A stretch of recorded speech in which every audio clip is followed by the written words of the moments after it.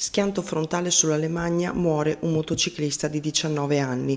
La vittima è Matteo Denès, 19 anni di Cornei. L'incidente è avvenuto tra Ponte nelle Alpi e Alpago. Purtroppo apriamo con la notizia di questa tragedia la rassegna stampa di oggi, lunedì 8 giugno.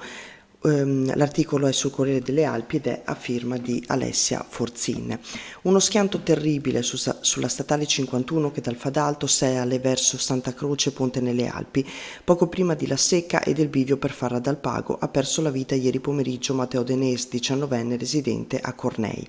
Stava viaggiando in sella alla sua moto quando, per cause che sono ancora in corso di accertamento da parte della Polizia Stradale di Belluno, intervenuta per i rilievi di legge, si è scontrato contro un'auto. Denès stava percorrendo la statale da Santa Croce in direzione nord, quindi verso Farra. La macchina viaggiava nell'altro senso di marcia. L'impatto è avvenuto a poca distanza dallo svincolo che porta verso Bastia e poi verso Farra e Puos. Mancavano pochi minuti alle 16, la strada è stata subito chiusa in entrambe le direzioni con i veicoli deviati verso le strade alternative. Nel frattempo sul posto giungevano i soccorsi, i vigili del fuoco del comando provinciale di Belluno, i volontari dell'Alpago, i medici con l'ambulanza dall'ospedale San Martino. Da Treviso è decollato l'elicottero Leone perché Falco era impegnato in altre missioni. Ieri è stata una giornata impegnativa fra interventi in montagna e incidenti stradali. Le condizioni del giovane sono apparse subito molto gravi. I medici dell'ambulanza arrivati con l'elicottero hanno tentato a lungo le manovre rianimatorie, ma non c'è stato nulla da fare. Troppo gravi le ferite riportate. Matteo Denès aveva 19 anni, era residente a Cornei e studiava al liceo artistico di Vittorio Veneto.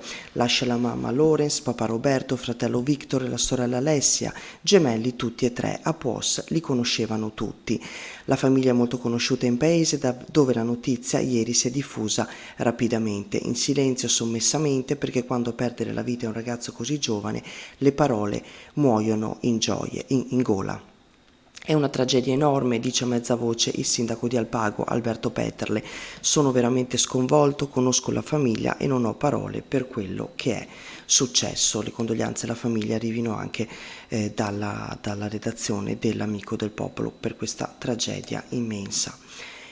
E nella pagina a fianco c'è un'altra notizia che arriva sempre dal territorio dell'Alpago.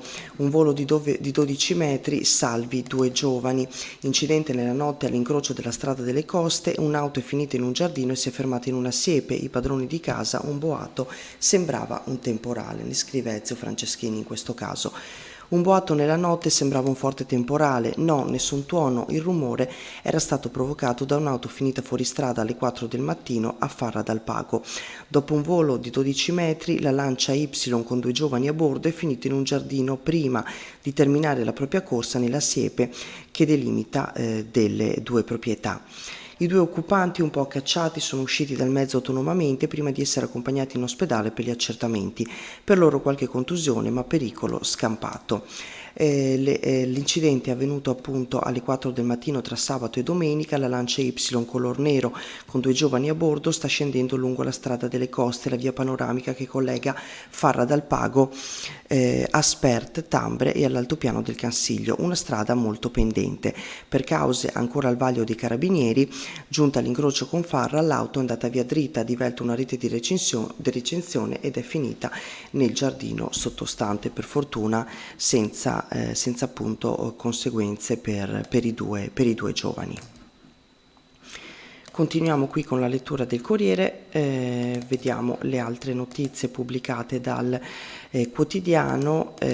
Alla pagina 18 si parla della festa per il prof Riccobaldi e il nostro maestro di vita. Un centinaio di allievi tornati anche dall'estero per l'80° compleanno a sorpresa. Ne scrive Nicola Pancera e si tratta appunto di un vero e proprio evento.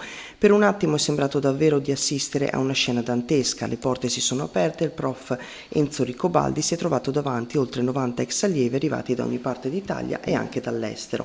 Dopo un istante di stupore ha imposto teatralmente le mani sui presenti, commentando con il sorriso di sempre: non sono particolarmente attratto dalla mistica, lo sapete, ma vedendomi qui mi viene da pensare che una forma di paradiso esista. Era la festa sorpresa per i suoi 80 anni, ma a giudicare dall'emozione che ha attraversato la sala è stata soprattutto la celebrazione di un'eredità umana e culturale che continua a vivere nelle vite di chi lo ha avuto come insegnante.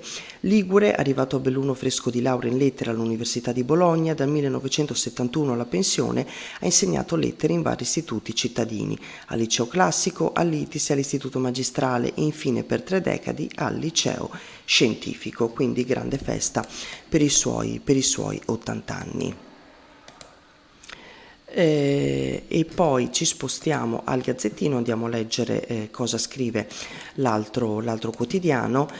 C'è in prima pagina, oltre alla notizia purtroppo della morte del giovane dell'Alpago, che appunto è stato vittima di questo terribile incidente in motocicletta sull'Alemagna Ponte nelle Alpi. C'è una notizia con foto che riguarda l'effetto Olimpiadi, che non c'è, si legge nel titolo, flussi turistici come un anno fa. E andiamo appunto a leggere cosa scrive Damiano Tormen a pagina 3 dell'edizione di Belluno del Gazzettino. I giochi frenano i flussi, ma il fatturato tiene. Nel primo trimestre 2026 numeri in calo, leggera flessione degli arrivi con un meno 0,64%. Federalberghi sicura, il dato è falsato, si sono allungati i periodi del soggiorno. E andiamo a leggere cosa scrive l'articolo. Un assestamento più che un rallentamento, legato in buona parte alle Olimpiadi e alle dinamiche degli spostamenti durante il grande flusso. È questo il dato dei flussi durante il grande evento. È questo il dato dei flussi turistici nei primi 3 mesi del 2026, mesi che del resto sono stati caratterizzati proprio dai Giochi Olimpici a febbraio e dalle gare paralimpiche a marzo. Quindi alberghi occupati in gran parte dagli staff delle nazionali e da tutto quello che ruotava attorno alle manifestazioni a 5 cerchi. E qualche defezione dei turisti normali è stata inevitabile, visto che gli aficionados delle settimane bianche possono aver optato per altre mete, spaventati dai costi delle camere lievitati per le Olimpiadi e da possibili chiusure di strade e piste da sci.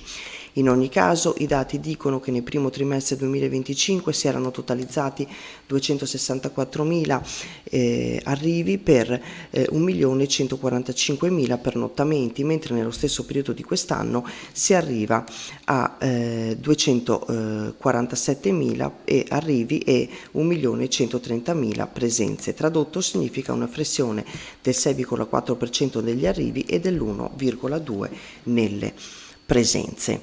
Per chi volesse approfondire appunto c'è questo articolo e poi un altro articolo sempre di Damiano Tormen, il vero boom nell'anno preolimpico, presenze su dell'8% rispetto al 2024, si legge nel titolo nel taglio basso di pagina. Andiamo avanti, università, scrive in questo caso Federica Fant, altro stop, l'avvio dei corsi rimane una chimera. L'approdo della facoltà di informatica al Bembo è rinviato, giovedì una commissione a Palazzo Rosso per fare chiarezza. In questo caso siamo a Belluno, dove appunto slitta di un altro anno, l'approdo in città dell'Università di Verona con la facoltà di informatica. Confindustria Belluno Dolomiti giovedì spiegherà le ragioni in commissione congiunta a Palazzo Rosso. La convocazione è stata inviata ai consiglieri venerdì mattina. Come noto da tempo, fin dal 2024, Confindustria e l'Università di Verona sono al centro di una storica alleanza per portare l'istruzione universitaria accademica direttamente nel capoluogo dolomitico. Entrambe le istituzioni stanno collaborando, appunto, però a quanto pare ci vorrà ancora del tempo. Nell'autunno scorso si parlava già che fosse tutto pronto per i corsi, li avrebbe gestiti una fondazione locale, se n'era parlato in un incontro a Palazzo Reviviscar, dove era stata vista la bozza del nuovo statuto della fondazione. Ma a quanto pare si rimanda ancora di un anno appunto e di questo ritardo se ne parlerà in commissione a Palazzo Rosso, un incontro in cui verrà fatta chiarezza sui tempi per la realizzazione di questo progetto. Eleonora Scartoni invece scrive dei truffatori in fuga presi mentre sfrecciavano sulla A1, in 3 fermati dalla stradale a Roma, l'auto segnalata dai carabinieri di Feltre. La vittima era stata raggirata con una scusa, aveva consegnato tutti i gioielli. Si sono fatti consegnare gioielli e denaro sfruttando la paura di una donna, convincendola di essere coinvolta in una rapina. Un raggiro da manuale che sembrava perfettamente riuscito fino a quando la fuga dei 3 truffatori si è conclusa sulla A1, dove gli agenti della Polizia Stradale di Roma Sud li hanno fermati e arrestati recuperando tutta l'area furtiva. La vittima è stata contattata telefonicamente da un uomo che, spacciandosi per un carabiniere, l'ha informata che la sua autovettura era stata vista allontanarsi dal luogo di una rapina avvenuta in una gioielleria. Per dimostrare la propria estraneità ai fatti, le è stato riferito che avrebbe dovuto consegnare tutti i suoi preziosi a un presunto funzionario del tribunale che di lì a poco si sarebbe presentato presso la sua abitazione. La donna, comprensibilmente spaventata e preoccupata per le gravi accuse ricevute, ha deciso di attenersi alle indicazioni fornite dall'interlocutore. Poco dopo ha quindi consegnato i propri gioielli all'uomo che si è presentato alla sua porta, il quale, una volta entrato in possesso dell'area furtiva, si è rapidamente allontanato facendo perdere le proprie tracce. E poi ancora un'ultima notizia e poi andiamo a chiudere. Liceo linguistico Cadore, la chiusura dopo 45 anni, in questo caso siamo ad Auronzo, ne scrive Gianfranco Giuseppini. La scuola era in difficoltà finanziaria ma c'è tempo per l'ultima maturità. La società di gestione per il territorio ha avuto un grande valore pedagogico. Chiude definitivamente il liceo linguistico paritario Cadore di Auronzo. Dopo 45 anni di attività si pone la parola fine sulla scuola che da tempo è in difficoltà finanziaria. A partire dalle 10 di sabato 13, giusto ad una settimana dalla chiusura dell'anno scolastico e dall'addio definitivo, ci sarà una giornata per ricordare. L'evento intende celebrare degnamente una lunga storia fatta di crescita, relazioni, successi formativi per un grande momento di condivisione. E con questa notizia andiamo a chiudere la rassegna stampa di oggi. A tutti come sempre grazie per l'ascolto e buon inizio settimana. Grazie ancora.